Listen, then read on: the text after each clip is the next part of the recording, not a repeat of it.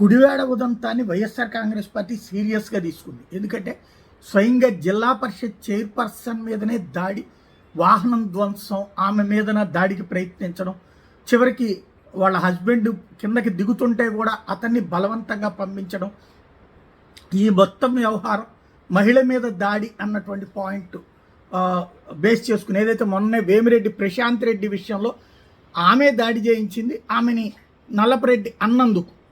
But Nallapareddy అన్నదాని మీద total Telugu Desam పార్టీకి సంబంధించిన స్థానిక ఎమ్మెల్యేల దగ్గర నుంచి రాష్ట్ర వ్యాప్తంగా మంత్రులు ప్రతి ఒక్కళ్ళు మాట్లాడారు. చంద్రబాబు గారి దగ్గర నుంచి పవన్ కళ్యాణ్ గారి దగ్గర నుంచి.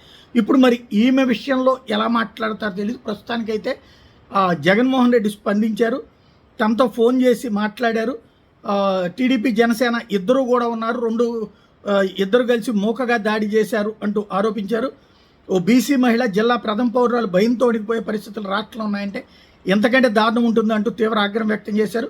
ఏపీలో ప్రజాస్వామ్య హననం జరుగుతోందని, ఆటవిక పాలన సాగుతోందంటూ మండిపడ్డారు. ఇవాళ వరకు ఎవరన్నా కానీ ఒక్క మాట అన్నావా అని చెప్పి అడుగుతున్నా. ఒక్క మాట అన్నా మేము ఎవరన్నా అన్నావా? ఈ రోజున ఇంట్లో ఉన్నటువంటి మహిళని మీరు ఇలాంటి మాటలు మాట్లాడతారా? కానీ ఈ రోజున ఇప్పటి వరకు కూడా ఎవరినన్నా సరే ఒక మాట మాట్లాడిన పరిస్థితి ఉందా? దుర్మార్గంగా చేస్తా ఉన్నారు. ఖచ్చితంగా భగవంతుడు ఉన్నాడు, మీకు శిక్షిస్తాడు, భగవంతుడు చూస్తాడు. మేమేం చేయలేకపోవచ్చు, కానీ భగవంతుడు చూస్తాడు ఖచ్చితంగా. దీనికి మీరు తగిన మూల్యం చెల్లించుకోవాలి. మేము పోలీసు వారిని ఒకటే వేడుకుంటున్నాం, అయ్యా మీరు అందరూ ఉన్నారు కానీ కలహాలు కానీ పెట్టుకోవడం జరగలేదు. ఈ రోజు మేము మీటింగ్ జరుగుతుందని మా దారిని మేము వస్తున్నాం, ఒక్కరిని ఒక్క మాట అనలేదు.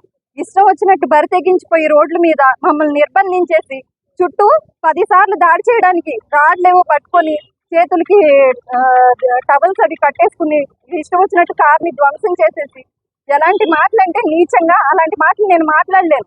అంత భయంకరంగా తీడుతూ పోలీసులు ముందే ఇలా చేస్తున్నారంటే రాజ్యాంగం ఏమైపోయింది, చట్టాలు ఏమైపోయినాయో నాకైతే అర్థం కావట్లేదు. మరి నాకే ఈ విధంగా ఉంటే ఇంకా సాధారణమైన మహిళలు రోడ్డు మీద తిరగడానికి కూడా భయంకరమైన పరిస్థితులు ఏర్పడేటట్టున్నాయి. గవర్నమెంట్ వచ్చి 1 సంవత్సరం అయింది, ఇంకా 4 సంవత్సరాలు ఈ భయానక పాలన ఎలా ఎదుర్కొంటారో మరి నాకైతే అర్థం కావట్లేదు. దీనికి పోలీసులు ఏ విధంగా వారిపై కఠినమైన చర్యలు తీసుకుంటారో నాకు తెలియదు. నేనైతే కంప్లైంట్ ఇవ్వడం జరిగింది ఇప్పుడే. దీనికి సంబంధించి ప్రతి ఒక్కరూ కూడా బీసీ మహిళనైన నాకు జరిగిన ఈ అవమానం ప్రతి మహిళకి జరిగినట్టే అని నేను భావిస్తున్నాను. ఎందుకంటే జిల్లా ప్రథమ మహిళకి జరిగిన అవమానం ప్రతి ఒక్కరికి జరిగినట్టే. ఇంత దారుణమైన బూతులు మాట్లాడుతున్నారంటే వారిని ఎస్పీ గారు ఖచ్చితంగా కఠినమైన చర్య తీసుకుని వారిని ఈ రోజు జైల్లో పెట్టాల్సిందిగా కోరుకుంటున్నాను. మేము ఎవరిని ఎటువంటి పదజాలాలు ఉపయోగించకుండా మా మీటింగ్ మేము చేసుకుంటున్నాము. ఆయన మేనిఫెస్టోలో ఇచ్చిన పథకాలు అమలు చేయట్లేదని మాత్రమే మాట్లాడుతున్నాను. ఇంతవరకు 4 మీటింగ్స్కి వెళ్ళాము, ఎక్కడ కూడా ఇలాంటి పరిస్థితి లేదు. కానీ ఈ రోజు గుడివాడ కేవలం మేము రోడ్లో ఎంటర్ అయ్యామంతే, అసలు ఆ రోడ్డు కూడా ఎంటర్ అవ్వలేదు.